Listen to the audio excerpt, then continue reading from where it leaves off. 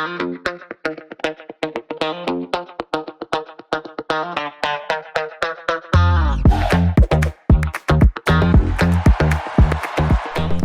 is going on here? Morning, PJ. How we doing? How are you doing? It's the start of Teff, people. We have Jericho, the main man. He's been handling it. PJ, today's kind of a big day, right? Yeah. What are we doing? Checking out Jericho's U-joint. No, for the rest of the day. Oh, I think we're going fishing. Or no, wait a minute. No, not today. We're going, come over on this side, Jake. We're gonna go plant seed Teff. some Teff, yeah. We're seeding Teff 2023 for the 2023 crop. This is exciting, this is nerve-wracking, this is dramatic. It's everything, all in one. Here's the seed right here.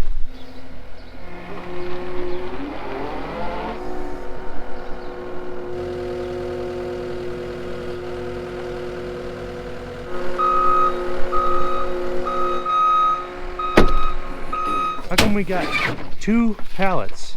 2? Doing a kind of little, maybe backwoods hillbilly type situation here. A little bit. We got a generator, a concrete mixer. What are we doing with So the situation is we have some older Teff that we did do 2 germ tests on, and they came back okay. I mean, I guess I don't know what to expect, but they were decent, over like 88% or so, right? Yeah. Something like that? 88%.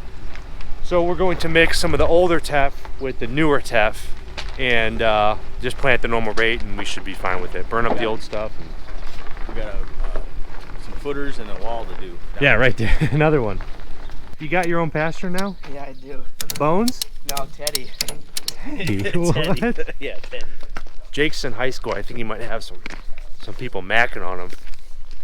What is going on here? It's like a bones with fur.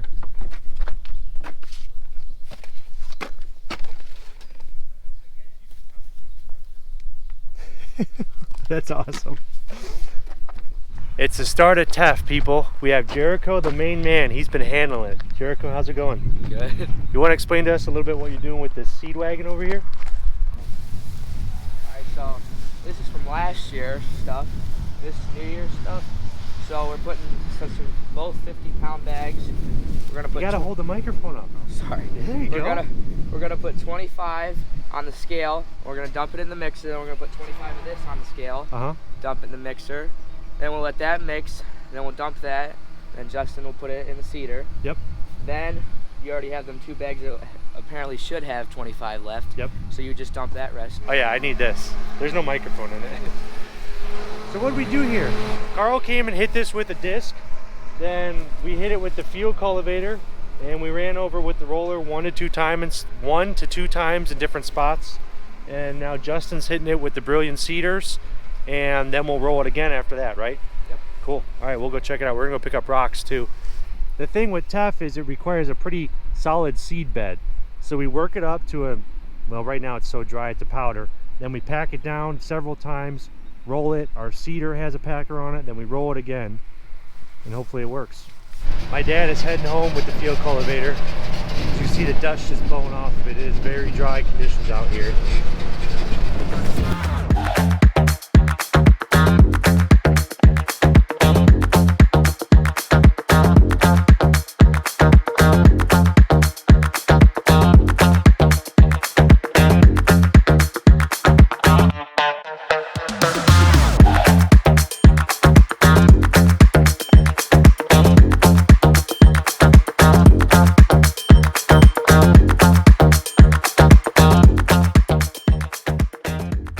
Handling things. Yep. Here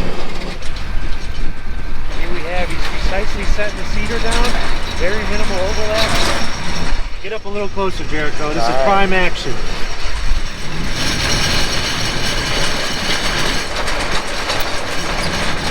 Looks like he's going around the field, what's he doing? 3 passes around? Yeah, that's what he did. I think we're doing 3 around, yep. So this is how he theoretically opens up the field, and then when he goes and does his down and back straight lines, he can pick up and make a nice clean turn, make it crisp. A lot of times when PJ is busy, he doesn't give the camera a lot of affection. So we caught him at a standstill. We're gonna get him to say some stuff. Morning, PJ. How we doing? How are you doing? What is this move called? What is this move called? Evening out? Evener. It's a little stir. To settle down. The thing with these brilliant cedars is it's fairly primitive. You just adjust the speed of a gear over there, and that's how much you're laying out. You kind of open up your orifices, but there's no exact science to this. So I'm assuming, Justin, you have to do this quite a bit when you get empty. Yeah. Yeah, just even it out. Yeah, and I have a rough idea how many acres. Wow, what is this? I got a rough idea how many acres. Do you have it dialed in about where you want it? Close? There's a lot of overlap. Yeah. There's a lot of point rows, and if you're coming in kind of hot and you lift up, it keeps dumping. It's still spinning. Yeah. So you gotta, sometimes you can, well, I try to slow down. But so what's the goal here? About 12 pounds? 12 pounds. Okay. Yeah. Yep. And this is what the Teff looks like, ladies and gentlemen. It is very small. It's a very small seed. I wonder how many million per pound. That I'm not sure of. I wonder if it says in the bag. How you doing there, Jericho? Me and Jericho are on rock duty, hammering down. Is there anything you'd like to tell us while you're getting going, PJ? What I'd like to tell you? So give us the lowdown. What I'm thinking, or what do you really want? We disced this down one time, then field cultivated just once or twice, or once, and then we rolled it about twice, probably. Okay. Rob just keeps rolling where he thinks it needs packed down more. And I think it looks beautiful in I most think spots. it looks great too. So obviously you can tell in this field here there's a lot of different terrain. Yes. So he's hitting Microphone it on up. He's hitting it on angles and microphone up. I can do that. So he's hitting it on some angles, and he can kind of see what he's hitting, what he hasn't hit. Yep. So then after he's satisfied, you come over and you seed it. Yes. And then he'll actually roll it one more time. He'll roll it one more time. Yeah. Cool. Yep. So it's working pretty good. Got a nice day. It looked great from the air. It really did. Oh, do you have the drone up? Yeah, it looked real cool. That's cool. When you make right turns, you got to suck these together because the one will go left. So then you'll have a gap. It's sort of like raking, actually. Kinda. So then when you go left, you usually get some overlap, but there ain't a whole lot you can do with it. So I personally like to go left because I'd rather have a little overlap than a skip or something. Understood. Yeah. So this when you're turning left, you don't maybe lose your wits about you and this thing's sticking way out. That's very true too. Yeah. So any kind of obstacles, you usually use the right side there, and you get it close to it. So this is the counter. So we've done 20 acres this morning. I think that's roughly close. Yeah, it's pretty close. So can you? I mean, you get a little bit. See, here's how it counts it when it's spinning. Okay.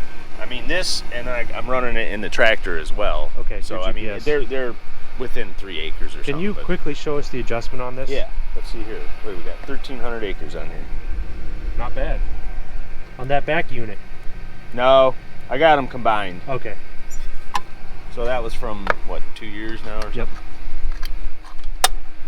All right. You can see the metering rolls here. Yep. See, that's where the seed's coming out. Okay. It's hitting this pan and it's just dropping. It's a drop seeder. Okay. So this shaft is turning off chains. Yep. And I'll show you the adjustment. This will either open or close. Okay. So got your handy dandy wrenches. Yep. This is where the chains are, the drive. Okay. So you're going down and there, get some drive. Yes. Yeah. With my front boots. Yeah, perfect. All right. You're a salesman. Right. So here is your guide. Now this thing is just a rough guide. Obviously, it tells you that. So if you look here, I tried it yesterday with the Teff. Yep. And I wasn't even close. No, not even nowhere near remotely close. So that doesn't really tell you a whole lot. It gives you an idea where to start. Yep. So right here, well, if we lifted it up, I could show you, but yeah, it's not. You loosen these two nuts, and on the other side there's a flat spot. Okay. Right here's the flat spot. Yep. And it's got numbers. So you go off your chart here.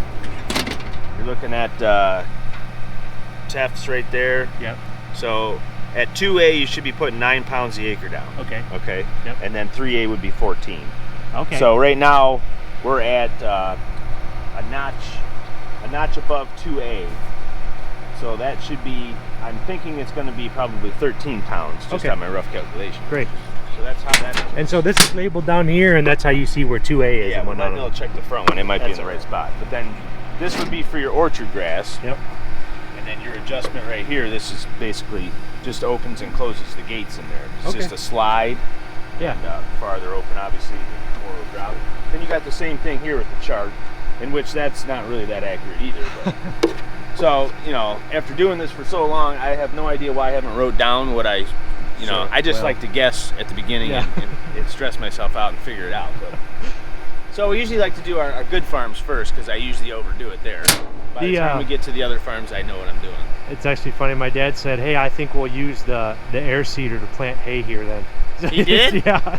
Really? Yeah. He wants to no-till the hay in after this tap. Oh yeah? That's what he wants to do. That might be a good idea. Might be a great idea. I mean, it's worked out beautiful. This is honest work, Jake. Round one of many.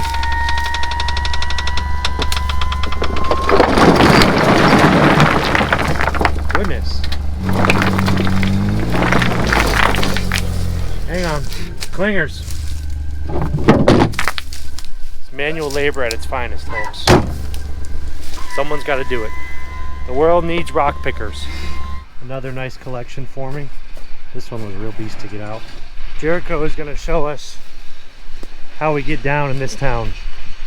Mixing up years of Teff seed. Mixing up years of Teff seed. So what do we got? We scale this puppy? Yep. So we already have a pre-mixed batch in here. Oh yeah. Is there any visual difference in the seed? Identical. Not that I can tell. Yep. All right, cool. Step one, generation of electricity.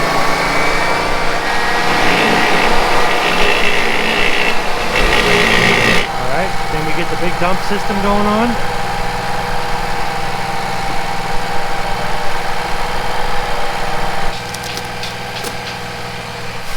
$25 pounds? Yep.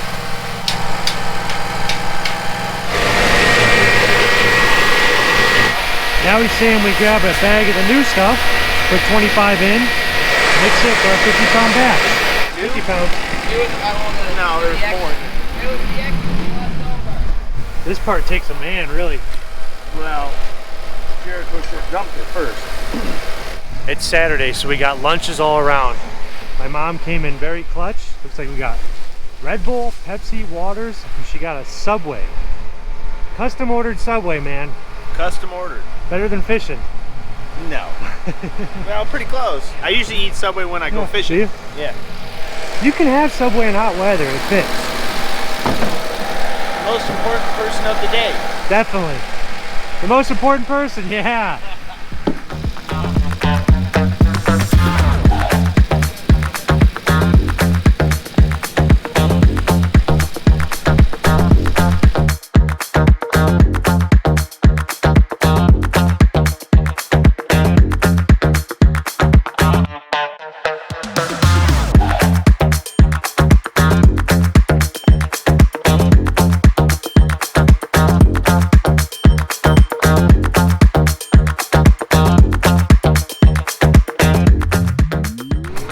Big Rob hammering down on the roller.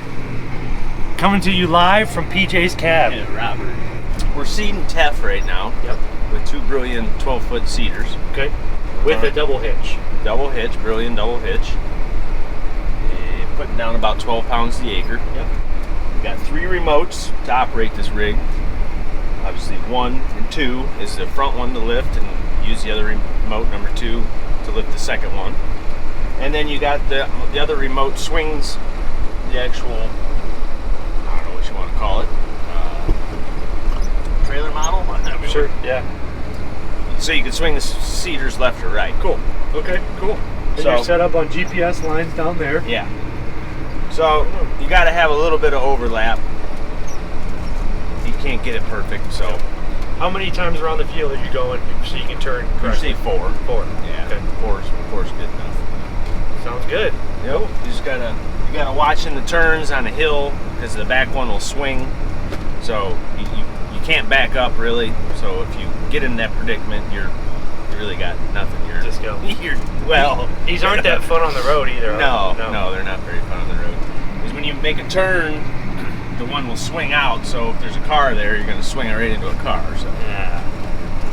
It actually, the seeders themselves look great on their final pass.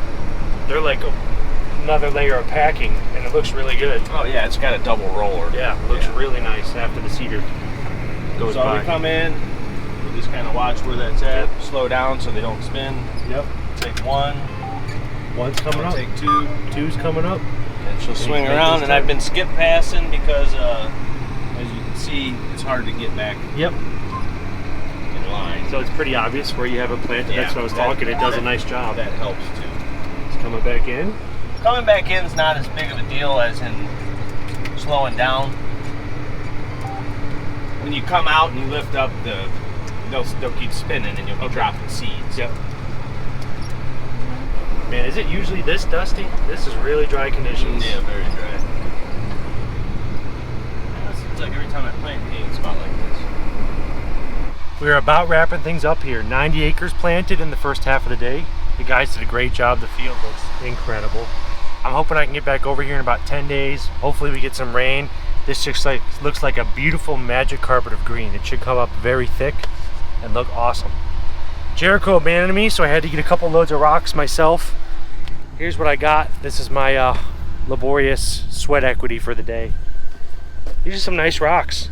And here, I'm gonna try to dump them in this waterway. This is our kind of sad attempt at erosion control. But honestly, the best thing for this farm is to get some hay in here because it should hold the ground year round. So we're really doing a good thing for the ground.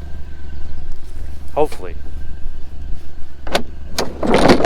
The risk you have of seeding, I guess anytime, the risk you have of doing any type of tillage is you can get hammered with rain and you actually cause erosion and washouts because the ground is loose.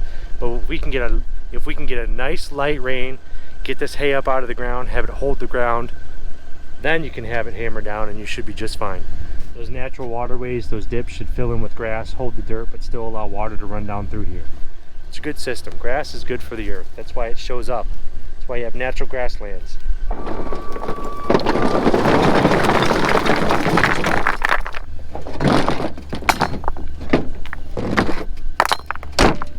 Those outside wheels, as you can see in the other videos, were sticking straight up in the air. So he brought them down. You see, he just rotated them.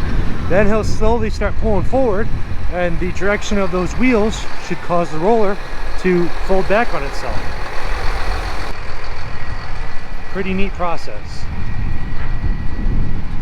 And he kind of keeps playing with the hydraulics, moving these, I guess you'd call them axles, tandems back here.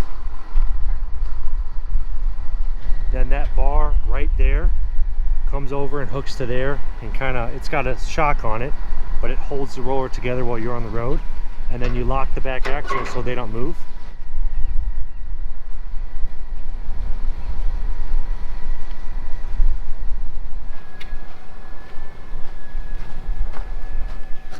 I can't do this one-handed, but I'm gonna unbolt that, slide it up over there, and that's what holds it together. You guys have yourselves a wonderful day, whenever the day you choose to view this.